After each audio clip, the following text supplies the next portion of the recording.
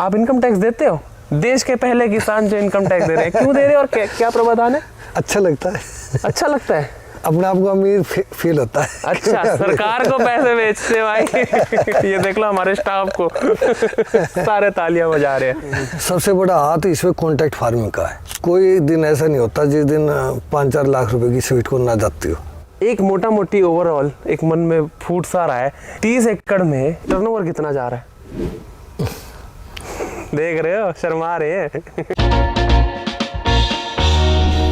राम राम भाइयों, क्या हाल चाल साथियों। आज हम आए हुए हैं हरियाणा सोनीपत के अंदर गांव मनौली में। इस गांव की खासियत ये है कि यहाँ पे हर अगले किसान ने पॉली हाउस लगा रखा है और सभी बहुत ही अव्वल दर्जे की खेती कर रहे हैं। इन्हीं सब जानकारियों के लिए सबसे पहले आपको मिलवाते हैं फार्म के मालिक से। राम राम जी। राम राम जी भाई। एक छोटा सा इंट्रोडक्शन दे देते जी। मेरा नाम अरुण कुमार है, मेरे गांव मनौली, जिला सोनीपत, हरियाणा। और मेरी मेन जो खेती है वो प्रोटेक्टिव कल्टीवेशन की है और प्रोटेक्टिव कल्टीवेशन के अंदर शिमला मिर्च की खेती मैं ज़्यादा लाइक करता हूँ। बहुत बढ़िया जी। तो यही है जी आपका ये पॉली हाउस? ये हमारा एम्प्रर है। अच्छा जी, हमारा यही है। तो आपने प्रोटेक्टिव कल्टीवेशन के अंदर यहाँ पे कितने पॉली हाउस लगा रखे हैं? मेरे पास टोटल 4 पॉली हाउस है और एक नेट हाउस। एक नेट हाउस है। यहाँ पे सभी लोग ज्यादातर शिमला मिर्ची की खेती कर रहे हैं और प्रोटेक्टिव के अंदर ही कर रहे हैं, उसकी क्या खास वजह है? देखो जी, पॉली हाउस के अंदर शिमला मिर्च की खेती सबसे फायदे का सौदा होती है। ये एक तो लंबे समय के लिए होती है। अच्छा जी। एक हाई वैलिड क्रॉप होती है, ज्यादा कीमत होती है, मुनाफा ज्यादा आता है। अच्छा जी। और लंबी खेती है। अच्छा, लंबे टाइम तक देती है, प्रॉफिट मार्जिन अच्छे हैं। हाँ। और यहाँ की जमीन सूटेबल है शिमला मिर्ची की खेती के लिए। तो आप ही की देखा देखी तकरीबन 25-30 लोगों ने आपसे इंस्पायर होके शिमला मिर्ची का मॉडल आपका रेप्लिकेट कर रखा है। जी। तो आइए देखते हैं कि ये शिमला मिर्ची का क्या मॉडल है। आओ। तो भाई साहब, आपके कितने एकड़ है कुल मिला के, कितनी खेती हो रही है? मेरे पास 30 एकड़ की जमीन है। 30 एकड़ कुल मिला के आप खेती कर रहे हैं? जी। और ये प्रोटेक्टिव आपके पास 4 एकड़ में है? 4 एकड़। अच्छा जी। आप मेनली यहाँ पे लाल पीली शिमला मिर्च की खेती कर रहे हैं। ये खेती की शुरुआत कैसे हुई, उस पे आने से पहले मैं आपके बारे में जानना चाहूँगा कि आपने पढ़ाई लिखाई कैसे करी और आप खेती बचपन से करते आ रहे थे या आपने बाद में इसको प्रोफेशनली उठाया? वैसे तो एग्रीकल्चर हमारे दादा लाई खेती है। अच्छा जी। बट पिताजी ने बोला कि आप है ना खेती नहीं करनी, आपको इंजीनियर बनना है। अच्छा जी। तो मैंने इंजीनियरिंग की थी, इलेक्ट्रॉनिक्स एंड टेलीकम्युनिकेशन इंजीनियरिंग। ये किस साल आपने कंप्लीट करी जी? 88 में। 88 का हमारा बैच था, 91 में हमने कंप्लीट करी थी। 91 में आपने इंजीनियरिंग कंप्लीट करी, कहाँ से? कंझावला पॉलीटेक्निक से। कंझावला पॉलीटेक्निक से। उसके बाद मैंने सर्विस की, कम से कम 4 साल सर्विस की गुड़गांव के अंदर। अच्छा। 4 साल की सर्विस के बाद मैंने 4 साल और बाहर काम किया। अच्छा जी।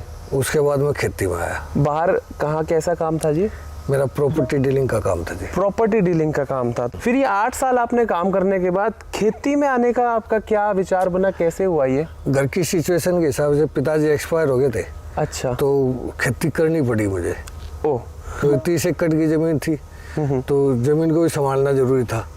अच्छा, तो आप शहर दिल्ली का सब छोड़ छाड़ के फिर अपने गांव मनौली वापस आए? जी। और फिर आपने खेती चालू करी जी। जब आप यहाँ आए तब यहाँ पे पॉली हाउस वगैरह नहीं होगा कोई भी?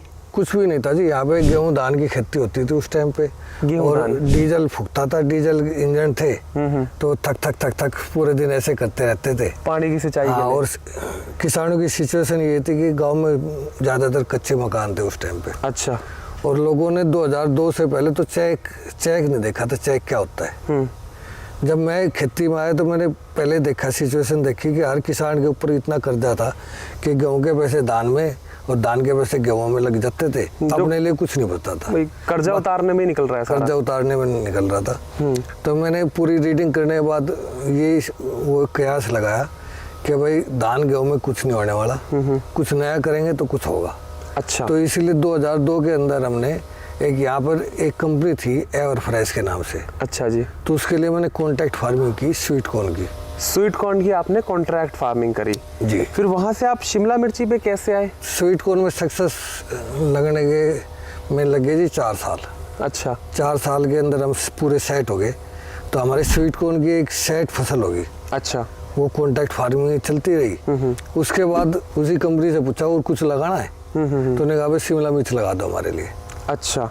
तो उन्होंने शिमला मिर्च की खेती कराई। उसके बाद अगले 2 साल के बाद फिर ब्रोकली लगाई। फिर हमने अगले 2 साल के बाद बीन्स की खेती की। अच्छा जी। इसी तरह से हर दूसरे तीसरे साल हम एक नई क्रॉप लेते आए। फिर आपने अल्टीमेटली शिमला मिर्च पे कब स्थिर हुए आप? 2008 के अंदर हमने ड्रिप इरिगेशन लगवाया अपने खेतों में। अच्छा जी। तो ड्रिप इरिगेशन पे हमारी क्रॉप ना 20% यील्ड ज़्यादा आनी शुरू होगी। तो पहले हमने 2008 के अंदर ड्रिप इरिगेशन की। अच्छा। और 2011 के अंदर हमने पोली हाउस लगाया। ठीक है। तो पोली हाउस के अंदर शुरू में हमने लीलियम की क्रॉप की थी। लीलियम फूल की क्रॉप की खेती थी। अच्छा जी। तो फूलों की खेती करने के बाद फिर नेक्स्ट ईयर हमने ना कैप्सिकम पे आ गए। अच्छा। तो वैसे तो बदलते रहते हैं हम, कभी कैप्सिकम कभी कुकम्बर, पर मेरी जो फेवरेट क्रॉप है वो कैप्सिकम की है। उसका मेन कारण क्या है? मेन रीजन ये है कि एक तो ये लंबे समय तक चलती रहती है जी। तो सबसे फायदे का सौदा होती है। अच्छा। और उपज ज़्यादा है इसकी। उपज ज़्यादा है, पैसे भी ज़्यादा है इसमें। इसमें मुनाफा भी ज़्यादा है, ज़्यादा टाइम के लिए हार्वेस्ट होती है। तो आपको इसमें अच्छा मुनाफा आ रहा है, तो इसलिए आपकी ये फेवरेट है। और फिर कैप्सिकम के अंदर हमारी एक्सपर्टीज होगी। एक्सपर्टीज भी हो गई। सही बात है। मास्टर हो गए हम इसके। बहुत बढ़िया। तो ये आप 2008 में जब ड्रिप लगवाए थे तब 1 एकड़ में लगवाए थे ना? नहीं, 4 एकड़ में लगाया शुरू। तब आपने स्टार्टिंग में 4 एकड़ में लगाया? स्टार्टिंग में 4 एकड़ में लगाया। 4 एकड़ के अंदर हमने रिज के ऊपर ब्रोकली की थी और कैप्सिकम। रिज माने की रेज्ड बेड? हाँ, बेड पर। ठीक है। तो आपने उसमें 4 एकड़ में ड्रिप लगाई। क्या खर्चा आ गया था जी? हेक्टेयर का था जी। 1 हेक्टेयर के अंदर 1,10,000 रुपए की टोटल लागत थी उसमें। 1,10,000 रुपए 2008 में 1 हेक्टेयर की ड्रिप की कॉस्ट आई थी। हाँ। इस पे ये सब्सिडी भी मिली थी कोई? 90% सब्सिडी थी उसमें। तो ये 90 सब्सिडी के बाद था, ये 90% के बाद? नहीं, टोटल कॉस्ट थी 1,10,000 रुपए। उस वजह से किसान को देने पड़ते थे कुल 10,000 रुपए। अच्छा, तो 90% सब्सिडी थी, उसके बाद आपको 10,000 रुपए देने हैं मात्र। आज के टाइम पे कोई ड्रिप लगवाना चाहे किसान भाई या बहन, तो कितना खर्चा आ जाता है पर एकड़ का ड्रिप का? अब करीब 1,75,000 रुपए 1 एकड़ पे आएगा। अच्छा जी। तो उस पर 85% सब्सिडी गवर्नमेंट की है। हरियाणा सरकार के द्वारा 85% अभी भी दी जा रही है। दी जा रही है। ये सब्सिडी वगैरह लेने में कोई ज्यादा समस्या तो नहीं आती? कोई समस्या नहीं आती जी। हरियाणा गवर्नमेंट तो बहुत ज्यादा प्रमोट कर रही है इस चीज को। अच्छा। हाँ। तो लगवा सकते हैं और इससे आपने पहले ही साल के अंदर 20% प्रोडक्शन में फायदा ले लिया था, उससे आपकी यील्ड बढ़ गई थी। तो इतनी यील्ड बढ़ी थी कि उससे अगले साल मैंने पूरे 30 के 30 एकड़ में क्या हमारे जो फ्रेंडली सर्कल था ना, कम से कम 200 एकड़ में ड्रिप इरिगेशन किया था। 2009 में मतलब आपने 200 एकड़ के अंदर ड्रिप लगवा दी थी। आप इतने इससे इम्प्रेस्ड हो गए थे उस समय। हमने क्या किया, अपने जैसी खोजी बंदे इकट्ठे कर लिए और उसमें अलग अलग खेती करनी शुरू कर दी। जैसे 3-4 लोग कर दे जिनका इंटरेस्ट था टमाटर के अंदर, बहुत अच्छा। तो वो टमाटर पैदा करने शुरू कर दिए। किसी ने कैप्सिकम पे आ गए, कोई कुकम्बर करने लगा, कोई मतलब अलग अलग क्रॉप पैदा करने लगे। तो हमने जिस कंपनी से कांटेक्ट किया था उसको एक क्रॉप के कांटेक्ट नहीं होता था, हमारे 4-5 क्रॉप जाती थी उसके वहाँ। आपको ये अच्छा फायदा मिल गया कि लाइक माइंडेड आपके जैसे मानसिकता के आपके किसान भाई आपके साथ जुड़ गए, और जहाँ एक अकेला बंदा अपने खेत में एक्सपेरिमेंट कर रहा है, वहीं पर ही 25, 30, 50 लोग यहाँ पे एक साथ अलग अलग फसलों के एक्सपेरिमेंट कर रहे थे, जिसकी वजह से सबको बहुत अच्छा फायदा हो गया। और आज के टाइम पे हरियाणा का सबसे अमीर गांव में से एक मनौली माना जाता है। जो आप घर की बात बता रहे थे, हम भी आते हुए देख रहे थे। पहले होंगे कच्चे मकान, आज तो किसी भी घर में मुझे मार्बल से कम कुछ दिखाई पड़ा नहीं। मार्बल तो दूर की चीज है जी। आजकल हर गांव में हर घर के अंदर 2-2 गाड़ियां खड़ी है। अच्छा। सबके 2 मंजिले चढ़े हुए हैं और सबके घरों में पैसे आते रोज की। हाँ। डेली। पहले 6 महीने में 10 दिन पैसे आते थे। अब 10 दिन ऐसे होते हैं जब पैसे ना आते हो। बाकी आपका साल भर कंटिन्यूअस आपकी प्रोडक्शन आती रहती है और अच्छा पैसा आता है। स्वीट कॉर्न है हमारे यहाँ पे। स्वीट कॉर्न की खेती में हम 11 महीने क्रॉप करते हैं। 11 महीने आउटपुट लेते हैं। 11 महीने स्वीट कॉर्न की फसल आउटपुट ले रहे हैं, लगातार प्रोडक्शन। हमारे गांव के अंदर कोई दिन ऐसा नहीं होता जिस दिन 5-4 लाख रुपए की स्वीट कॉर्न ना जाती हो। क्या क्या बात है। साथ ही मैं आपको पहले ही बताना चाहूँगा ये वीडियो होगी लंबी और इसीलिए बनेंगे 2-3 पार्ट। तो आप सब्सक्राइब कर लो और नोटिफिकेशन की बेल घंटी दबा दो, ताकि जब हम पोलिया उसके बाद स्वीट कॉर्न में जाए और भी जो 3-4 कमाल की फसलें कर रखी है वो दिखाएं, तब आपको वो वीडियो पता लग जाए यूट्यूब द्वारा ही। तो कहीं ना कहीं खेती के अंदर बहुत भारी घाटा भी है और बहुत ही ज़्यादा पैसा भी है। आपके ऊपर वो निर्भर करता है कि आप खेती को किस हिसाब से देखते हैं। आप खेती को ट्रेडिशनल ढंग से देखेंगे, घाटे का सौदा देखेंगे, वही चीज़ें करते रहेंगे जो होती आ रही है, तो वही घाटा खाते रहेंगे जो खाते आ रहे हैं। इनके हिसाब से प्रोग्रेसिव ढंग से आप नए नए एक्सपेरिमेंट करेंगे, लाइक माइंडेड लोगों को जोड़ेंगे, एफपीओ वगैरह बनाएंगे, सरकार से सब्सिडी वगैरह जो मिल रही है वो लेंगे, कंपनियों से कॉन्ट्रैक्ट फार्मिंग की जानकारी करेंगे, जहाँ 2 रुपये बचते हैं वो बचाने की कोशिश करेंगे, तो आप और आपका पूरा का पूरा गांव, मात्र 15 साल की बात है ये, 15 साल की बात है, सारे मिट्टी के मकानों से आज मार्बल से भी महंगे मकानों में आ चुके हैं। और सारा ये सिर्फ शिमला मिर्ची की खेती की वजह से ही है। मेनली सबसे बड़ा हाथ इसमें कॉन्ट्रैक्ट फार्मिंग का है जी। हमें ना मार्केट श्योर हो गया हमारी कि हमें इतने पैसे तो 1 करोड़ में बचने वाले। बाकी हमारी मेहनत के ऊपर डिपेंड है कि हम कितनी मेहनत कर रहे हैं। इसका एक बहुत बढ़िया उदाहरण है कि जैसे कॉन्ट्रैक्ट फार्मिंग करते थे हम जी। तो हमारे को ऑर्डर मिला कि आप ब्रोकली हमें चाहिए। अच्छा, कंपनी ने ऑर्डर दे दिया। ये किस साल की बातें हो रही है? ये है जी 2006 की। अच्छा जी, 2006 की बात है। तो हमने पूरा सर्वे किया। सर्वे में ब्रोकली की यील्ड निकल गई 35 क्विंटल पर एकड़। अच्छा, हमने अपने पूरे जोरों शोरों से खाद वगैरह डाल के और वो ब्रोकली की खेती की। ठीक है। 10 रुपए किलो का कॉन्ट्रैक्ट था। 10 रुपए किलो आपका क्विंटल का 10,000 रुपए। उस टाइम पे 35-40 हज़ार रुपए पर एकड़ की आमदनी होती थी। आमदनी मतलब टोटल जो पैदावार होती थी 35-40 हज़ार की होती थी। ठीक है, एक एकड़ से। हाँ जी, ग्रुप का कमाल है। हमारे यहाँ एक बैठक बनी हुई है, किसानों की बैठक मानते हैं उसको जी। तो वहाँ पे डिस्कस करते हैं डेली, भाई आज ये खाद डाल देंगे, आज कूड़े का खाद घेर के मैंने ये जुताई कर दी। फिर अगले दिन दूसरे भी भाग रहे हैं कि भाई खेत में बढ़िया तरह से खाद के डाल के शीर वगैरह लगा दिया हमने। अच्छा जी। उसकी यील्ड आ गई जी 70 क्विंटल प्लस। आपके सर्वे में आई 35 क्विंटल। 35 क्विंटल सभी की आती थी। हाँ, हमारी अपनी मेहनत से वो 70 क्विंटल प्लस चली गई। और रेट आपका मिल रखा था 10 रुपए किलो। 10 रुपए। तो उस टाइम पे 70,000 रुपए की कीमत अच्छी होती थी। 70,000 रुपए 2006 के अंदर आज के टाइम के करीब 2-2.5 लाख। 2-2.5 लाख रुपए। तो हमारी क्रॉप 70,000 रुपए प्लस की गई। और उसमें जो कॉन्ट्रैक्ट किया हुआ था ना, वो उनका पहले ही जैसे उन्होंने 15 एकड़ लगवाए थे, तो 10 एकड़ में उनके पूर्ति होगी। अच्छा। जो इंडेंट था। हाँ। बाकी 5 एकड़ हमारे बैलेंस रह गए। बैलेंस रह गए तो उन्होंने खरीदे या नहीं खरीदे? हमने पूरी ऐड उठा दी वहाँ पे, इंटरनेट पे भी डलवा दिया। जो फौजी कैंटीन है उस पर भी गए, पर वो 5 एकड़ हमारे खपे नहीं। इतनी प्रोडक्शन हो गई? ऐसे ही खड़े रहे जी वे। उसके बाद क्या हुआ कि भगवान को देने थे उस साल पैसे तो आंधी तूफान आ गया, ओले पड़ गई जी। जितने यहाँ पे जम्मू कश्मीर ज्यादा इंश्योरेंस मिल गया और हमारे उसके वो 1 लाख प्लस हुए जी। अच्छा, जो नहीं बिकी वो राम जी ने बराबर कर दी। तो भगवान को जब देना होता है तो छप्पर पाट के देता है। और जब भगवान को नहीं देना होता, हम आपको अभी फटे हुए पोलिया हाउस भी दिखाएंगे और उनके बारे में बताएंगे। वो छप्पर पाट के फिर ले भी लेता है। ये बिजनेस है, इसका असूल कुछ ऐसा ही है। इंश्योरेंस का आप बता रहे थे। सबसे पहले तो मैं 2 बातें करना चाहूंगा। एक तो मेन बॉटलनेक जो हर किसान को आता है, और आपने अभी खुद ही एक्नॉलेज करा कि मेन आपका फायदा इस खेती में इसलिए हो पाया क्योंकि कॉन्ट्रैक्ट फार्मिंग आ गई, जिसका एक तरीके से हम कह सकते हैं अश्योर्ड मार्केट मिल गई आपको। जी। मंडी के धक्के नहीं खाने पड़ रहे, घर बैठे आपका उगाने से पहले मार्केट का आपको पता लग रहा है, जिससे आप कैलकुलेशन कर पाए, आप देख पाए कि हाँ भाई 1,00,000, 1.5 लाख, 2 लाख 1 एकड़ में बच रहे, तब आपने वो किया। तो ये मार्केट आप नहीं हो पाया 5 एकड़ आपका, तो उसमें आप बहुत ज़्यादा फंस जाते अगर ओले नहीं आते। तो ऐसे के अंदर क्या रहता है कॉन्ट्रैक्ट फार्मिंग में कि अगर फसल जितनी बोलेंगे उतनी खरीदनी ही पड़ेगी, या वो बैक ऑफ भी कर जाते हैं? उसका कॉन्ट्रैक्ट यही होता है कि भाई इतनी क्रॉप लेंगे हम, 1 एकड़ से 35 क्विंटल हम लेंगे। अच्छा। और 15 एकड़ के हिसाब से उन्होंने कैलकुलेट करके, अच्छा, और वो उन्होंने ले लिया अपना जो उन्होंने कमिटमेंट की थी वो पूरी ले ली। आपकी प्रोडक्शन ज्यादा हो गई। हाँ। तो अब उसमें वो क्या ही करे, इसीलिए बच गया। कितने टाइम में पेमेंट रिलीज हो जाती है? अब तो डेली आती है। मतलब जैसे कि आज आपकी तुड़वाई हो गई, आपने कहा मेरी कल तुड़वाई हुई है, जैसे कल तुड़वाई है, आज आपकी कल तुड़वाई हुई है ना? आज कल आपकी इस पॉली हाउस में कितनी तुड़वाई हुई है? मतलब क्विंटल में? हाँ 8 क्विंटल। 8 क्विंटल तुड़वाई हुई है। और क्या रेट मिला? 120 रुपये किलो। 120 रुपये किलो आपको मिला। तो वो चेक आपको हाथ के हाथ मिल गया जो भी आपकी रकम बनी? आज आ जाएगा बिक के।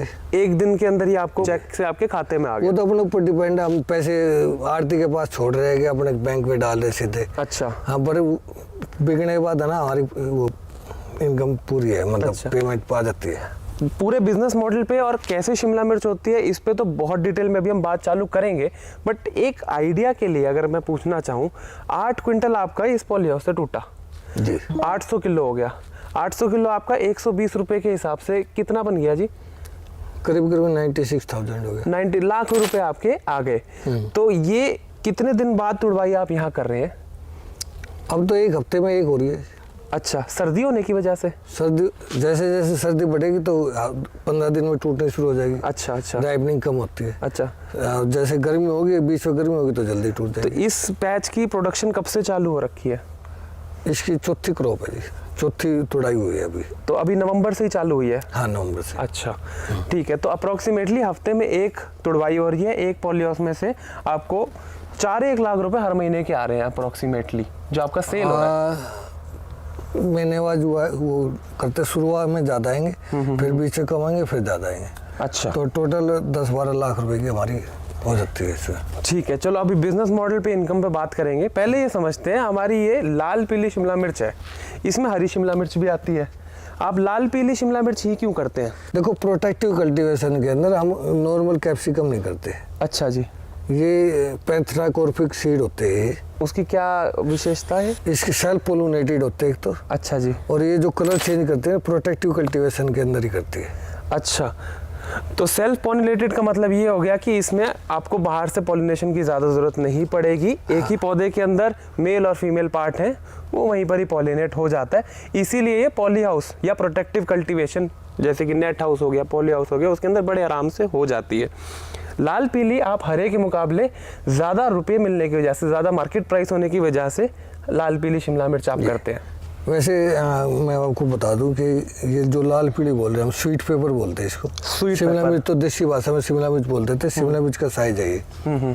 शिमला मिर्च होती है सब्जी जो कैप्सिकम, जो, हाँ, कैप्सिकम जो ओपन में होती है, इसे बोलते हैं स्वीट पेपर। स्वीट पेपर, मीठी मिर्च या बेल पेपर भी बोल बेल देते पेपर। हैं। बिल्कुल सही तो बात है। ये सलाद है। अच्छा। इसकी सब्जी नहीं बढ़ती। आपका अभी 120 रुपये किलो मंडी का रेट चल रहा है, और ये अभी थोड़ा लोअर साइड में ही है रेट एक तरीके से। हाँ, वो थोड़ा अप डाउन शादियों के ऊपर डिपेंड करता है। हाँ। कभी पिछले साल तो 350 रुपये किलो तक भी गई है। 350 रुपये किलो। 1 किलो लाल पीली बेल पेपर, कुछ भी नाम ले लो, 350 रुपये किलो दे दो, हमने क्या फर्क पड़ना है।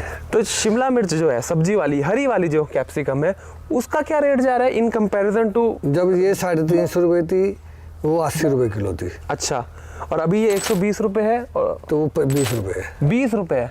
तो यानी कि 5-6 गुना से ज़्यादा प्राइस आपको लाल पीली शिमला मिर्च बेल पेपर में मिल रहा है। 2011 में आपने पहला पॉली हाउस लगाया था, 1 एकड़ के अंदर ही हिसाब से लगता है। ये क्या डायमेंशन रहती है? 4000 स्क्वायर मीटर का एक पॉली हाउस होता है, जो 1 किले में लगता है। लगा तो हम आधे एकड़ का भी लेंगे। हाँ हाँ। वो कोई फाइनल नहीं है कि भाई 1 एकड़ का लगाना। हाँ। लोग 2.5 एकड़ का एक लगा लेते हैं। अच्छा, 2.5 एकड़ का एक पॉली हाउस भी लग जाता है। हाँ। 1 बीघे का भी लग जाता है। वो किसान जो है ना, जो साइंटिफिक तरीके से अगर हम करें तो 1 एकड़ का या आधा एकड़ का बेस्ट रहता है। अच्छा जी। क्योंकि इसके अंदर वेंटिलेशन की जरूरत पड़ती है। अच्छा। क्रॉस वेंटिलेशन नहीं होगा तो जैसे सेंटर में टेम्परेचर कुछ होगा, साइड में कुछ होगा, तो ज़्यादा वेरिएशन आती है। तो क्या साइज ऑप्टिमम रहता है? 4000 स्क्वायर मीटर। 4000 स्क्वायर 1 एकड़ का जो हिसाब वाला हिस्सा है 4000 स्क्वायर मीटर, वो बिल्कुल परफेक्ट है। जी, तो जी। 2011 में इसकी क्या कॉस्टिंग आ गई थी आपको लगाने की? 2011 में इसकी आई थी 42,75,000 रुपये टोटल कॉस्टिंग थी। 42,75,000 रुपये 1 एकड़ के पॉली हाउस की। उसमें 65% हमें सब्सिडी मिली थी। तो आपकी जेब से कितना मूलधन लगा? करीब 12 लाख रुपए। 12 लाख रुपए में आपने एक पॉली हाउस बनाया था। फिर आपने कुल मिला के कितने पॉली हाउस लगा लिए थे जी?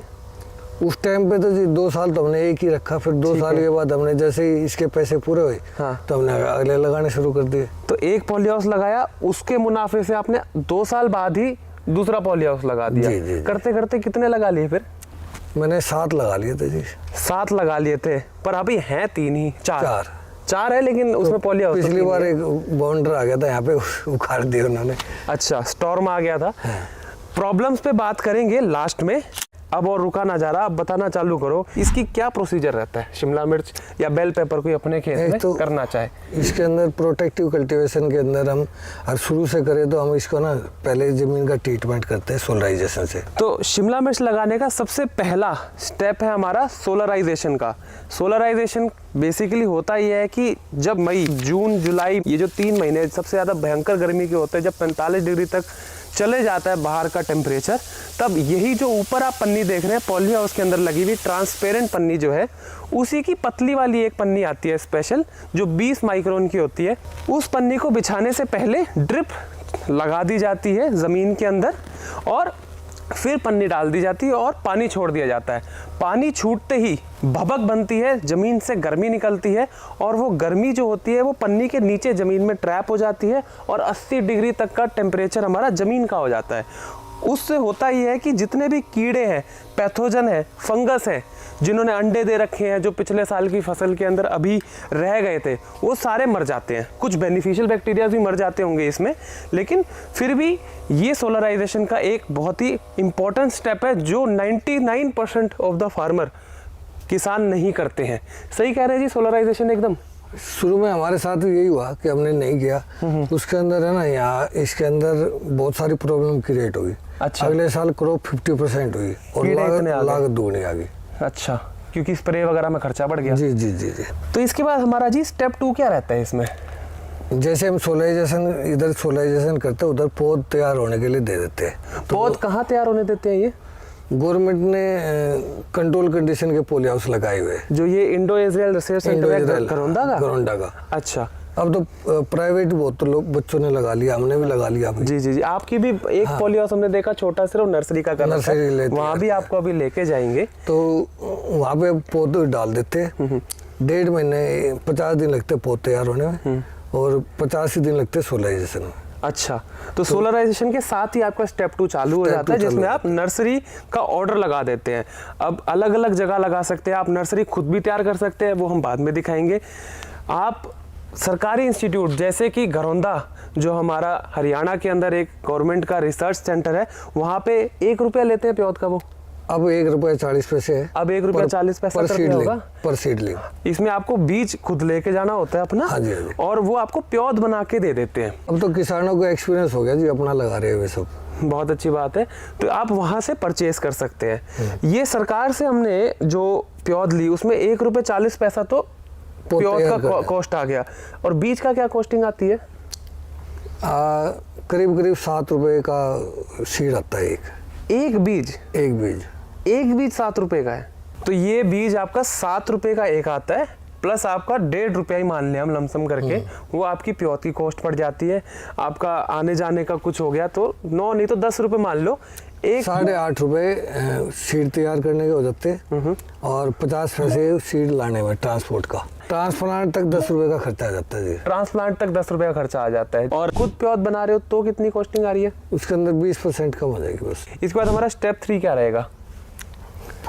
इसमें जो बेसल डोज डाल के बेड निकाल देते हैं। अच्छा। और बेड निकाल के ट्रांसप्लांट कर देते हैं। जो इसके न्यूट्रिएंट की रिक्वायरमेंट है, अब आप ऑर्गेनिक ढंग से कर रहे हैं उस हिसाब से बेसल डोज जाएगा, आप कन्वेंशनल ढंग से कर रहे हैं तो उस हिसाब से माइक्रो मैक्रो न्यूट्रिएंट्स की पूर्ति होगी। इस टॉपिक पे कि न्यूट्रिएंट्स की क्या खासियत है, किसमें क्या न्यूट्रिएंट लगता है, बहुत सारी ऑलरेडी मैं पहले ही वीडियो ला चुका हूँ। तो हमने बेसल डोज कर दिया, ये इस हिसाब से ये बेड बना दी। बेड में हमारी एक बेड से दूसरी बेड की दूरी कितनी है? 80 सेंटीमीटर का बेड होगा, 80 सेंटीमीटर का पाथ होगा, फिर 80 सेंटीमीटर का बेड होगा। एक बात मेरे को और बहुत अच्छी लगी कि मैनेजमेंट A1 बोलूँगा मैं। हर एक नाली के अंदर एक खरपतवार नहीं दिख रही है, कोई भी ऐसा नीचे पौधा नहीं है जिसमें प्रूनिंग ट्रिमिंग ना हो रखी हो। प्रॉपर ढंग से आपने स्प्रे शेड्यूल से लेकर हर चीज़ फॉलो कर रखी है। पत्ता ही देख के समझ में आ जाता है कि शिमला मिर्च कैसी होगी। और अभी आपको शिमला मिर्च दिखा दी तब तो आप 2 बार लाइक दबा दोगे। 2 बार मत दबा देना, वो अनलाइक हो जाता है। चलो, हमने बेड बना दी, उसके बाद हम इस पर ड्रिप लगाएंगे। जी जी। ड्रिप लगा दी, बेसल डोज दे दी, फिर हमने इस पर ट्रांसप्लांट करना है। ट्रांसप्लांट करते हुए कोई विशेष ध्यान रखना होता है क्या? एक तो पौधे से पौधे की दूरी और अच्छा लाइन जी। से लाइन की दूरी का ध्यान रखते हैं। पौधे से पौधा और लाइन से लाइन क्या रहेगी हमारी एक पौधे से दूसरे पौधे की दूरी? 50 सेंटीमीटर, 50 सेंटीमीटर। और लाइन से लाइन? वही 50 सेंटीमीटर। तो ये है कि आपने तरीके से नाप के लगाना है, क्योंकि हर पौधे को अपने ग्रोथ के लिए जगह चाहिए, हवा आने की जगह चाहिए।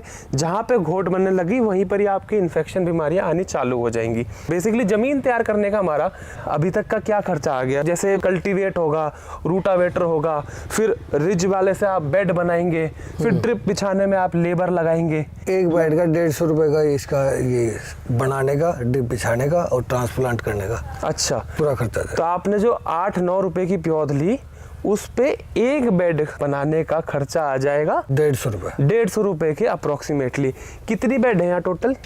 इसके अंदर है 45 बेड है। 45 बेड है। और एक बेड की लंबाई कितनी है? 56 मीटर। 56 मीटर। हाँ जी। तो ऐसी 45 बेड हो गई और 56 मीटर की एक बेड है। एक बेड में कितने पौधे लग जाते हैं? करीब करीब 200 के करीब लग जाते हैं। 200 के करीब पौधे लग जाते हैं। और 200 पौधों का लैंड प्रिपरेशन लगाने का, ड्रिप का खर्चा मात्र 150 रुपये है। कुल मिला के इस हिसाब से आप कैलकुलेट कर सकते हैं 200 × 45, 9-10 हज़ार के करीब एक एकड़ में। ये जो एक एकड़ का पॉली हाउस है 4000 स्क्वायर मीटर का, इसमें आपके पौधे आएंगे। तो आप अगर खरीदने जा रहे हैं तो आप 10,000 के करीब सैपलिंग्स ले सकते हैं, क्योंकि ट्रांसप्लांट करते हुए कुछ मरते भी कुछ होंगे। मोटिलिटी भी आती है, गर्मी होती है उस टाइम पे, कुछ ना अच्छा। कुछ दिक्कत आती है। तो जी इसके बाद हमारा स्टेप 4 क्या आ जाएगा? हमने लगा दी, पौध हमारी जम गई, इसमें इरिगेशन क्या रहेगा? क्या स्टेप आगे आएंगे? शुरू में पहले 20 दिन हम इरिगेशन में पानी देते हैं, वो भी हल्का। अच्छा, जैसे हमने ट्रांसप्लांट कर दी, पौध लगा दी हमने 50 सेंटीमीटर पे अपनी, तो उसके अंदर ड्रेंचिंग चलेगी हमारी मैनुअली हाथ से पानी दिया जाएगा। हाथ से पानी दिया जाएगा, बहुत ही कम मात्रा में, पर्टिकुलर मात्रा और पर्टिकुलर दवाई। अच्छा, तो ये ड्रिप लगाने के बाद भी आप ड्रिप नहीं चलाओगे पहले के 20 दिन? पहले ड्रिप नहीं चलाएंगे, हल्की नमी दे लेंगे, पूरे बेड को एक बार नमी दे देंगे, उसके बाद ड्रिप नहीं चलाएंगे 20 दिन तक। 20 दिन तक ड्रिप नहीं चलेगी? हाँ, मान लो हम एक सिस्टम है, साइंटिफिक रीजन है। अच्छा जी। मान लो हमने सीडलिंग लगा दिया, पानी देते रहे तो उसको जरूरत पड़ी नहीं, जड़ें है ना वहीं की वहीं बैठी रहेगी उसकी। अच्छा जैसे वो प्यासी होगी तो इधर उधर भागेगी ना, अच्छा। दूर तक फैलेगी। तो हम उसको ड्राई करते रहेंगे 20 दिन तक हम पूरा पानी नहीं देंगे, ताकि जड़ें और जाए। जड़ें और जाए। ये बेसिकली गाजर और मूली में भी करते हैं कि उनकी जड़ें लंबे हो तो पानी कम देते हैं, और देते भी है तो नीचे से देते हैं। एक बार आपको मैं ये और बता दूं, ड्रेंचिंग बेसिकली होता ये है कि जो हमारा पानी वाला सिस्टम है, जो हमारी स्प्रे होती है, उसकी आगे की टोटी खोल दी जाती है और फिर उससे पौधे के पास में पानी दिया जाता है। उसमें लेबर का खर्चा आता होगा। बिल्कुल आता है जी। कुल मिला के एक लमसम हम बोले, तुड़वाई से पहले तक हमने जो 10 रुपये कैलकुलेट कर लिया हमारी पौध लगाने तक का, इसके बाद हमारा लेबर में और कहाँ कहाँ मेन खर्चा आता है तुड़वाई से पहले तक का? निड़ाई, गुड़ाई, ड्रेंचिंग, प्रूनिंग, ठीक है। कटिंग सारे आते हैं। तो ड्रेंचिंग में हमारा एक लेबर कितना एकड़ कर देता है, कितना हिसाब बैठता है? 1 एकड़ में 4 आदमी पूरे खेत में ड्रेंच कर देते हैं एक दिन के अंदर। तो दिहाड़ी 400 चल रही है? 300 रुपये। 300 रुपये है यहाँ पे, बहुत ही बढ़िया। मेल की? फीमेल की। अच्छा, फीमेल ज़्यादा काम करती है यहाँ पे। फीमेल ज़्यादा काम करती है, और मेल की 400 ही होगी। मेल भी सेम इसी रेंज में जाता है। अच्छा, यहाँ के मेल थोड़े कैसे हैं? अच्छे फीमेल ज़्यादा अच्छी है। फीमेल ज़्यादा हमेशा ही अच्छी होती है। कहने मतलब ज़्यादा वर्किंग है। देखो जी, पहले 20 दिन हम 2 या 3 ड्रेंच करते हैं। अच्छा, हर तीसरे दिन भी करते हैं। वो सिचुएशन देखते हैं कि बीमारी तो कोई नहीं आ रही है। बिल्कुल। कई बार बहुत ज़्यादा गर्मी हो जाती है, पौधे ना सो जाते हैं, ज़्यादा गर्मी से सो जाएंगे, ज़्यादा पानी से भी सो जाएंगे, पत्ता मुरझा जाता है, विल्टिंग आ जाती है। तो अलग अलग तरह की सिचुएशन देख के उस टाइम पे तो आईसीयू होता है पॉली हाउस। आईसीयू की तरह से अच्छा। हर पौधे के ना निरीक्षण होता रहता है। बिल्कुल। कि भाई इसमें क्या प्रॉब्लम है और इसको क्या चाहिए। ठीक है। सेम तो ये आपने 3 बार ड्रेंचिंग कर ली, तो हमारे 36 रुपये आ गए। हाँ जी। 36 रुपये हमारा पहले के 20 दिन इसका एडिशनल कॉस्ट आ गया, लेबर का, जो ड्रेंचिंग पानी देगी हाथ से उसका। इसके बाद हमारा फिर क्या केयर आएगी, क्या स्टेप 5 है? उसके बाद हम इरिगेशन फर्टिगेशन शुरू करते हैं। फर्टिगेशन, ठीक है जी। फर्टिगेशन शुरू करते हैं और उसके 15 दिन के बाद इसकी प्रूनिंग शुरू हो जाती है। अच्छा, फर्टिगेशन में दो टाइप से हम इसमें खुराक देते हैं। एक तो जमीन तैयार करते हुए, उसे बेसल डोज बोलते हैं। उसे बेसल डोज बोलते हैं। वो तो बेड तैयार करने से पहले हो जाती है। और उसके बाद हम इसका थ्रू आउट द सीजन जो जो इसमें कमी आएगी, नाइट्रोजन, पोटेशियम, गोबर की खाद, XYZ, न्यूट्रिशन में इसका कितना खर्चा आ जाता है 10,000 पौधे, यानी कि 1 एकड़ का बेल पेपर का? डिपेंड करता है, बट अप्रोक्सीमेट मैं मीडियम बताता हूँ, 1.5 लाख के करीब हमारा दवाई और खाद का खर्चा। दवाई और खाद का खर्चा आ जाता है 1.5 लाख रुपए, और तकरीबन 1 लाख रुपए हमारा आ गया था बीज का जो प्योद का था। ये सारी कैलकुलेशन हम आपको बड़ी मेहनत करके एक एक लिख के भी दिखाते हैं। और अगर आपको हमारे एफर्ट्स पसंद आते हैं तो कर लो सब्सक्राइब, आपका कुछ नहीं आता, लिटरली फ्री है, लाइक भी कर दो। ये हमने लगा लिया। इसके बाद मेजर हमारा काम रहता है इसको टांगने का। हाँ, स्टैकिंग बोलते हैं इसको स्टैकिंग जो बोलते हैं। स्टैकिंग ये जो हम इसको वर्टिकली ऊपर बढ़ा रहे हैं, इसमें सिर्फ बांधने का खर्चा रहता है। वो कितना आ जाता है लेबर का? करीब 15-16 हज़ार रुपये आ जाता है। 15-16 हज़ार रुपये हमारा इसको बांधने का आता है। बाकी निराई गुड़ाई और हमने फर्टिगेशन का तो 1.5 लाख रुपए में कैलकुलेट कर ही लिया था। इसको बांधते हुए कुछ ध्यान रखना है कि झटका ना है या क्या क्या कुछ ध्यान? हाँ, इसको थोड़ा लूज छोड़ते हुए और मेन तने को पहले लपेटते हैं। अच्छा, उसके बाद एक पौधे के अंदर 3 धागे लिपटे हुए। अच्छा, 3 धागे, ठीक है। मेन जो तना वो एक है, फिर बाद सपोर्टिंग में जाता है। अच्छा, इसमें कितने टाइम तक ये ग्रोथ हो जाती है इसकी पूरी? कब हार्वेस्ट देने लग जाएगा? ये 90 दिन के बाद। 90 दिन के बाद ट्रांसप्लांट से? जिस दिन ट्रांसप्लांट की उससे 90 दिन के बाद हार्वेस्टिंग होगी, इसका 3 महीने बाद। ठीक है। मेन लगाने का टाइम क्या है? आप इसकी प्योत किस मौसम में कब खेती करते हैं इसकी? जैसे अगेती होती है, सीजन की होती है, पछैती होती है?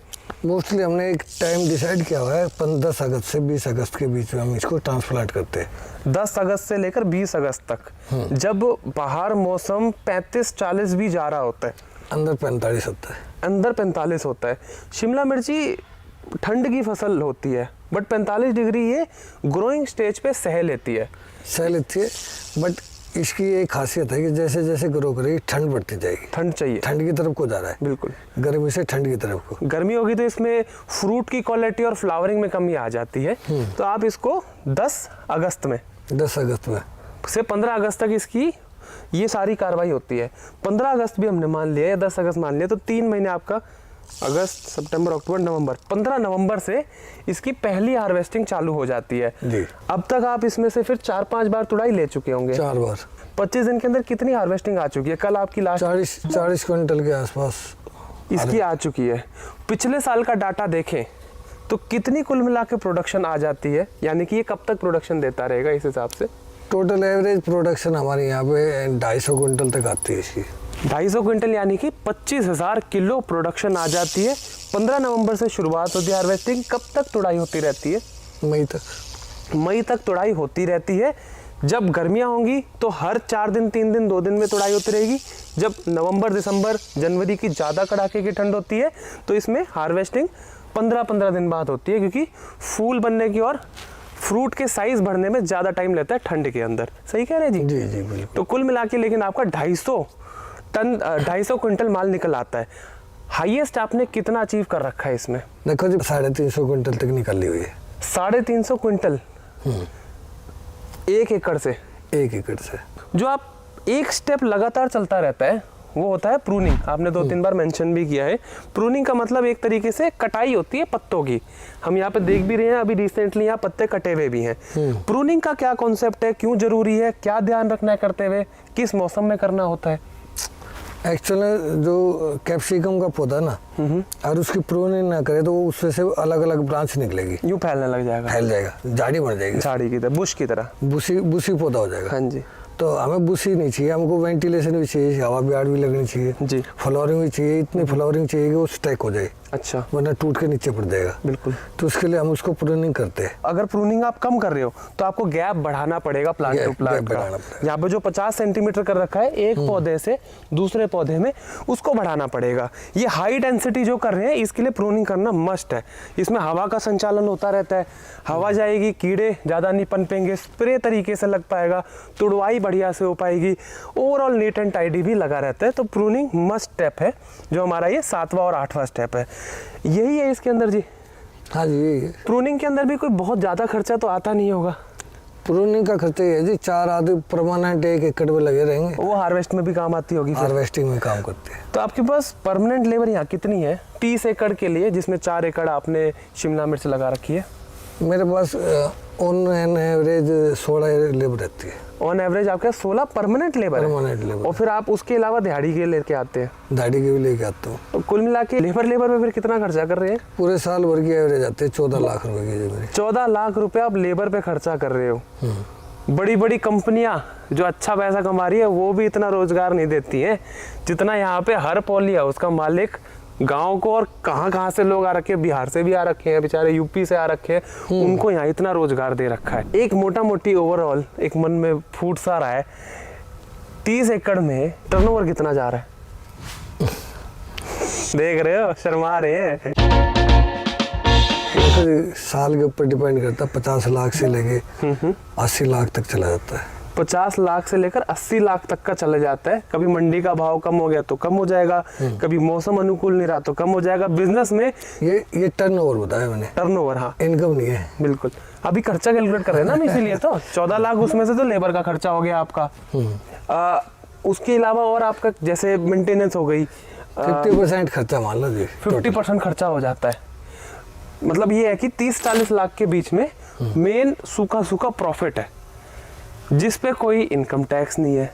मैं इसलिए बोल रहा हूँ क्योंकि मैं कंपेयर कर रहा हूँ। इनकम टैक्स देता हूँ मैं। आप इनकम टैक्स देते हो? देश के पहले किसान जो इनकम टैक्स दे रहे हैं, क्यों दे रहे हैं और क्या प्रावधान है? अच्छा लगता है। अच्छा लगता है, अपने आप को अमीर फील होता है। अच्छा, सरकार को पैसे बेचते भाई। ये देख लो हमारे स्टाफ को, सारे तालियां बजा रहे हैं। 30-40 लाख रुपए अगर ले रहे तो 2.5-3 लाख रुपए हर महीने के हो गए।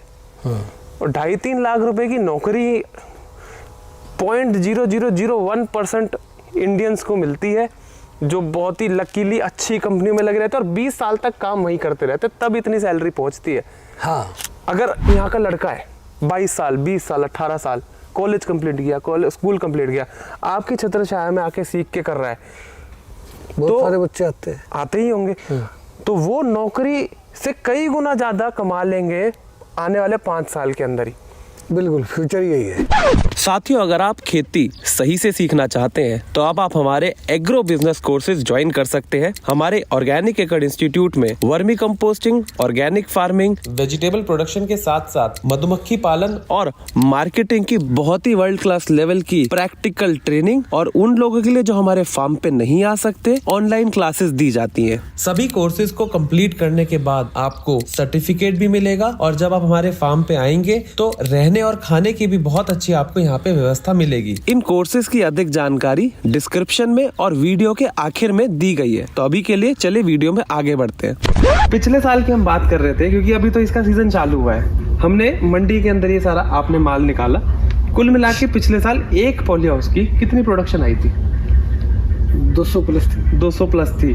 कोई खास बीमारी वगैरह कुछ नहीं आई? नहीं, प्रोडक्शन पिछले साल कम आई। प्रोडक्शन क्योंकि कम आई, आपने 250 अप्रोक्सीमेट आ भी जाती है, 250 क्विंटल। 50 क्विंटल कम क्यों रह गया? क्या खास वजह थी, कहाँ कमी रह गई? देखो, मौसम के ऊपर डिपेंड करता है, हर साल का मौसम एक सा नहीं रहता। जैसे पिछले साल पोल्यूशन ज्यादा था, 15 दिन तक पूरे धूप नहीं निकली, सूरज नहीं दिखा, तो जो नई वो लगी है ना शिमला मिर्च, अब लग रही, वो टूट के नीचे पड़ जाती है। अच्छा, फ्लावर सेटिंग में दिक्कत आ गई, फ्लावर डॉपिंग हो गई, तो इससे थोड़ी आपकी करीबन 20% प्रोडक्शन कम आई पिछले साल। प्रोडक्शन कम आई, ठीक है। क्या मार्केट का रेट आपको वो मिल पाया जो चल रहा था? मार्केटिंग प्रोडक्शन कम थी, इसीलिए रेट ज्यादा थे। अच्छा, तो प्रोडक्शन आपकी कम थी, जाहिर सी बात है, मौसम साथ नहीं दिया, इसलिए बाकियों की भी कम रही होगी, इसी वजह से रेट अच्छा था। रेट अच्छा। तो क्या एवरेज रेट गया और हाईएस्ट कितना गया? एवरेज रेट 100 प्लस था। 100 रुपीज केजी एवरेज गया आपका नवंबर से लेकर मई तक। नहीं था। और हाईएस्ट किस समय गया और कितना गया? और 350 रुपये किलो तक गया। और सर्दियों के सीजन था इन दिनों में, यही जो सर्दियों का चलता है, ठीक इन है। दिनों में। और पिछले साल शादियाँ भी ज़्यादा थी, अच्छा। तो डिमांड बनी रही। पिछले साल हरी शिमला मिर्च का रेट 100 रुपये तक चला गया था। अच्छा। और तो उसमें जैसे हरी मिर्चों का रेट ज़्यादा होता है ना, तो बेंगलोर में या कुछ लोग जो किसान है, जैसे नेट हाउस है, ग्रीन में निकाल देते हैं। अच्छा। तो ग्रीन में निकालने के बाद वो जो कलर कैप्सिकम को ग्रीन में निकाल दिया। अच्छा। एक तो उस टाइम पे डिमांड कम, मतलब खपत ज़्यादा रही, और जो वो है जो प्रोडक्शन वो कम होगी। एक इम्पोर्टेंट जानकारी मैं आपको देना भूल गया, कोई भी कलर्ड कैप्सिकम जो करता है उसको ये ध्यान रखना होता है कि जब भी शिमला मिर्च आएगी पहले हरे रंग में ही आएगी, उसके बाद 2 हफ्ते के अंदर तकरीबन वो अपना कलर लेती है। अगर पीले का बीज है तो फिर येलो रंग की हो जाएगी, और लाल का है तो रेड रंग की हो जाएगी। जब मंडी में हरी शिमला मिर्च का ही रेट 100 रुपये चला गया तो लोगों ने 15 दिन इंतजार नहीं किया, और लाल पीली शिमला मिर्च वाले भी हरी शिमला मिर्च को ही बेच दिए, जिसकी वजह से लाल पीली शिमला मिर्च 350 रुपये किलो मंडी में थोक का बेचने का भाव चला गया। खरीदने को तो शायद 500 तक चला गया होगा। तो ये आपने यहाँ से 350 रुपये आप बोल रहे हैं, ये कितने टाइम तक का फेज था? मतलब ये तो नहीं है कि एक ही बार का था, हफ्ता 10 दिन कुछ रेट अच्छा रहा है? 1.5 महीने तक अच्छा रेट रहा। 1.5 महीने तक अच्छा रेट रहा था। तो कुल मिला के पिछले साल कितने रुपए आपको आय हो गई थी इससे, यानी कि टर्नओवर कितना चला गया था? 1.5 गुना ज्यादा इनकम हो गई थी। 1.5 गुना ज्यादा हो गई। 20 लाख तक की इनकम चली गई थी एक पॉली हाउस से। 20 लाख रुपए एक पॉली हाउस से शिमला मिर्च की सेल हो रखी है। सेल हो रखी है। अच्छा। उसमें आपका खर्चा हमने कैलकुलेट करा था 3-4 लाख के करीब, 4 लाख प्लस होता है। 4 लाख के तकरीबन खर्चा हो रखा था। तो 15, 16, 17 लाख हर अलग अलग पॉली हाउस के हिसाब से इनकी आमदनी हुई थी। 4 एकड़ में लगा रखा था, तो आप कैलकुलेट कर सकते हैं 15 के हिसाब से भी 45 लाख रुपए 50 लाख रुपए के बीच में सिर्फ पॉली हाउस के अंदर जो ये शिमला मिर्च कर रखी है उससे मुनाफा हुआ था। इसके बाद घाटा भी हुआ, वो इस साल हो गया। अब उसकी भी बता दो, क्योंकि आपको आइडिया पूरा होना चाहिए भाई, ये मत बोलना कि 29 मई के आसपास एक बन रहा है यहाँ पे। अच्छा। और सेंटर यही था यहाँ का, और उसने पूरे पोली हाउस को इकट्ठ विकट कर दिया। 3 पोली हाउस तो बिल्कुल डैमेज कर दिया उन्होंने। जो आपके 7 पोली हाउस थे वो 4 ही रह गए। तो ये कुछ इंश्योरेंस वगैरह कुछ नहीं कर रखी होती कि ऐसे में इंश्योरेंस इसीलिए करवाते हैं? आपने करवा रखी है? बहुत कम कंपनी है जो इंश्योरेंस करती है। अच्छा जी। वो भी है ना, इंश्योरेंस को पूरा नहीं करती। अच्छा, आपको पैसे वापस नहीं, एक्सपीरियंस अच्छा नहीं रहा आपका? एक्सपीरियंस अच्छा नहीं रहा। अब जरूरत भी नहीं है जी इंश्योरेंस की, हम अपने आप रिपेयर कर लेते हैं इसको। अच्छा, तो इंश्योरेंस का फिर प्रीमियम क्यों देना है इतना? प्रीमियम देने के बाद भी प्रीमियम रॉयल्टी मिलती नहीं है। हाँ, तो वही तो कह रहे हैं, जब प्रीमियम क्यों भरे? फिर आप इंश्योरेंस अगले साल करवाएंगे या फिर आप इंश्योरेंस नहीं करवाएंगे? अब कराएंगे, फिर भी कराएंगे? इंश्योरेंस तो कराएंगे, ये गवर्नमेंट का लाभ ही है। गवर्नमेंट ने वो कहा है कि पोली हाउस का प्रीमियम वो मतलब इंश्योरेंस कराना है आपको जरूर। अच्छा, जैसे गाड़ी के अंदर मैंडेटरी होता है, हाँ। पोली हाउस के अंदर आपको इंश्योरेंस करवाना ही पड़ेगा? मैं बैंक से ले रहा हूँ, बैंक से लोन ले रहा हूँ। हाँ। तो उसका इंश्योरेंस जरूर होना है। ये क्या बात हुई? अगर खराब हो गया तो पैसे मिल नहीं रहे और इंश्योरेंस करवाना पड़ेगा ही, ये तो भाई चित भी इनकी पट भी इनकी। हाँ, ये तो गंदा काम लग रहा है मेरे को थोड़ा, ये तो चीटिंग सी लग रही है मेरे को। हाँ, करीब चीटिंग ही है। अच्छा, वैसे पहली बार एक्सीडेंट हुआ है ऐसा भाई। एक पोली हाउस 15-15, 20-20 लाख का बन रहा है, तो 40 लाख का। हाँ, 40 लाख का बन रहा है, अपनी जेब से 20 लाख भी लग रहे हैं, तो आप समझ लो ना, मतलब 3 करें तो आपका 60 लाख का नुकसान हो गया, जीरो हो गया। और अगर वो इंश्योरेंस में नहीं मिला आपको तो वो तो आपके ऊपर ही आ गया सारा। आपने ये सब्सिडी ली थी स्टार्टिंग में, क्या आप अभी भी सब्सिडी ले रहे हैं? इसमें गवर्नमेंट का लाभ है कि 1 टाइम हम इसका प्रॉफिट वो ले सकते हैं। अच्छा, एक बार में एक आदमी एक राशन कार्ड पे एक बार सब्सिडी ले सकता है पोली हाउस में। अच्छा, तो आपको अगर 4 पोली हाउस लगवाने तो 4 राशन कार्ड लगेंगे? 4 पोली हाउस में 4 राशन कार्ड लगे। तो इसमें अगर आप अपने खर्चे पे करते हैं तो ये सब झंझट की कोई जरूरत नहीं है। ये शिमला मिर्च की जो खेती है, इसके लिए मिट्टी पानी क्या चाहिए? जैसे कि EC होता है, TDS होता है, pH होता है, क्या इसकी रिक्वायरमेंट है? इसके अंदर जो एक तो ना दोमट मिट्टी की ज़्यादा बढ़िया रहती है। दोमट मिट्टी जो ज़्यादा चीकनी ना हो और ज़्यादा भुरभुरीन भी ना हो, जो रेतीली है वो मिट्टी भी नहीं चलेगी। बेसिकली आपकी लोम सॉइल जिसे बोलते हैं, लोस। वो मिट्टी चलेगी जो यहाँ पे है। और बेड भी बना रखे हैं तो और ज्यादा नरम मिट्टी हो जाती है। अभी हाथ डालते हैं, आप देख सकते हैं मिट्टी हाथ में आ गई। पीएच इसका 7.5 तक होना चाहिए, 7.5 पीएच, इससे ऊपर नहीं होना चाहिए। तो बेसिकली पानी मीठा होना चाहिए, खारा पानी बिल्कुल नहीं चलेगा। आगा पानी मतलब खराब यही चीज ज्यादा है जिसकी, तो वहाँ पे तो आरओ लगाना पड़ेगा। बिल्कुल। तो ये है कि आपको पता होना चाहिए कि आपकी मिट्टी वगैरह कैसी है। तो इसके लिए सबसे पहले आप मिट्टी और पानी की जांच जरूर करवा लें, जो सॉइल हेल्थ कार्ड स्कीम के अंदर आप मुफ्त में कृषि विज्ञान केंद्र से करवा सकते हैं। तो भाई साहब, एक आपने नेट हाउस लगा रखा है, तो ये नेट हाउस और ये पॉली हाउस में क्या मेजर फर्क है, और शिमला मिर्च की खेती के लिए क्या सूटेबल है? कॉन्सेप्ट ही अलग है पहली बात तो। अच्छा जी। पॉली हाउस में पॉली शीट होती है, ठीक है। उसके अंदर आप बारिश का पानी और गर्मी से थोड़ी प्रोटेक्शन भी रहती है। ठीक है, पॉली हाउस में। यस। अच्छा। नेट हाउस के अंदर नेचुरल ज़्यादा रहता है, वेंटिलेशन अच्छा रहता है। इंसेक्ट नेट है ये। अच्छा। इंसेक्ट ही अंदर जाने से रुकता है, बाकी इसके अंदर नेट होता है, ये शेड नेट है। शेड नेट है। तो बेसिकली ये इंसेक्ट नेट लगा रखा है और अंदर शेड नेट है। शेड नेट है। उसमें पॉली हाउस है, पॉलीथीन लगा रखी है ऊपर, और अंदर शेड नेट है। शेड नेट है। ठीक है। तो मान लो जैसे बारिश होगी, बारिश के टाइम पे पॉली हाउस के अंदर आप क्रॉप लगा दोगे, नेट हाउस के अंदर आप बारिश में क्रॉप नहीं लगा पाएंगे। तो ये पॉली हाउस के अंदर फायदा मिल गया। टोटली पानी अंदर जा रहा है इसमें तो बारिश का पानी रुकेगा नहीं। एक पर्टिकुलर शेड रहती है इसके अंदर, शेडो रहती है। पॉली हाउस के अंदर शेडो कम रहती है क्योंकि डायरेक्ट धूप जाती है। अच्छा। इसमें तो इसके अंदर नेट की शेडो रहेगी। अच्छा। तो इसका बिल्कुल ही टाइमिंग अलग है, जो इसको समझने वाली बात है। पॉली हाउस के अंदर जो क्रॉप है वो जिस उसमें डलती है, जिस टाइमिंग पे डलती है, और नेट हाउस के अंदर जिस टाइमिंग है, उस टाइमिंग का बहुत फर्क है। क्योंकि इसके अंदर ठंडा ज़्यादा रहेगा, ठंडा भी ज़्यादा रहेगा, शेडो भी परमानेंट है इसकी, बारिश का पानी भी अंदर जा रहा है। तो प्रोटेक्शन इसके अंदर केवल इंसेक्ट की है, इंसेक्ट की प्रोटेक्शन है बस। वो फुली प्रोटेक्टिव है। अच्छा। जहाँ ज़्यादा बरसात होती है वहाँ के लिए आप रिकमेंड नहीं करेंगे? देखो, बरसात के अंदर इसके हर चीज़ का सोल्यूशन है। जहाँ प्रॉब्लम है सोल्यूशन वही है। हम लोग बाग क्या करते हैं, इसको थोड़ा ऊंचे पे लगाते हैं नेट को। अच्छा। और इसके अंदर स्लोप डाल देते हैं, और एक साइड पे ना गड्ढा बना के मोटर रख देते हैं वहाँ पे। जैसे बारिश हुई, मोटर से बाहर पानी फेंक देते हैं। अच्छा। तो बेसिकली इसमें जमीन तैयार करते समय पे ही डाल देना जमीन पड़ेगा। जब तैयार करते हैं उसी टाइम पे हम इसको मल्च कर देते हैं, ताकि मिट्टी ज़्यादा गिल्ली ना हो। कई बार लंबी वो हो जाता है, क्रॉप का टाइम निकल जाता है और बारिश रुकती नहीं, क्योंकि उस टाइम पे दिक्कत होती है। बुआई के टाइम पे भी जो पॉली हाउस है उसके अंदर आपकी बुआई अगस्त में होगी।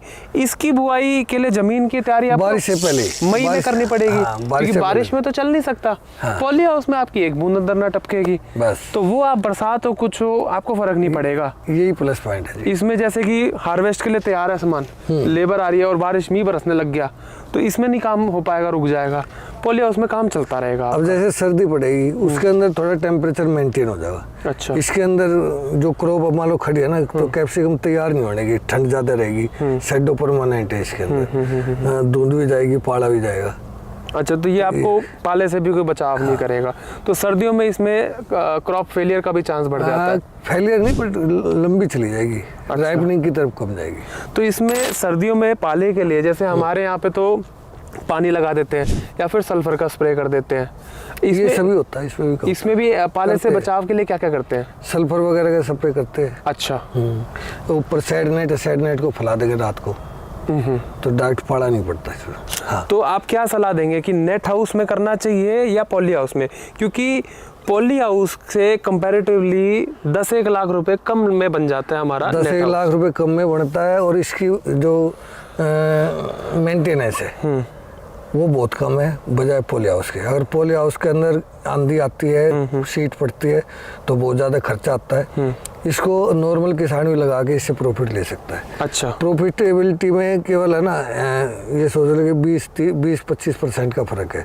अच्छा। यानी 20-25% पॉली हाउस के अंदर ज़्यादा क्रॉप होती है, ज़्यादा पैसा आता है, 20-25% इसमें कम है। इसमें कम बट हाँ, जब मेंटेनेंस का होता है तो उसमें इससे 4 गुनी है मेंटेनेंस। पॉली हाउस में 4 गुना है, पर कुछ और उसके साथ साथ नुकसान हो गया पन्नी फटने का, तो एक बार पन्नी फट जाए आई थिंक 4 लाख से कम का खर्चा नहीं होता। तो वहाँ पे ये 21 हो जाएगा। अच्छा, तो इसके अंदर मेंटेनेंस करना आसान है, प्लस कभी कहीं से फट गया, जैसे यहाँ से भी हम देख सकते हैं, यहाँ से आपका पार्ट लिया था तो यहाँ पे आपने रफू कर दिया, पीसी लगा दी, तो इस मामले में मेंटेन करना आसान है। पन्नी के इतना सा भी कहीं आ गया तो वो पूरी पन्नी, अगर वो पड़ती है ना एक जगह से पड़नी शुरू होगी तो पूरी पड़ जाएगी अगर सही टाइम पे मेंटेन ना होती। तो आपने ये लगाया किस पर्पस से हुआ है? जब पॉली हाउस में ज़्यादा प्रोडक्शन है, एक्सपेरिमेंट के तौर पे लगा रखा है?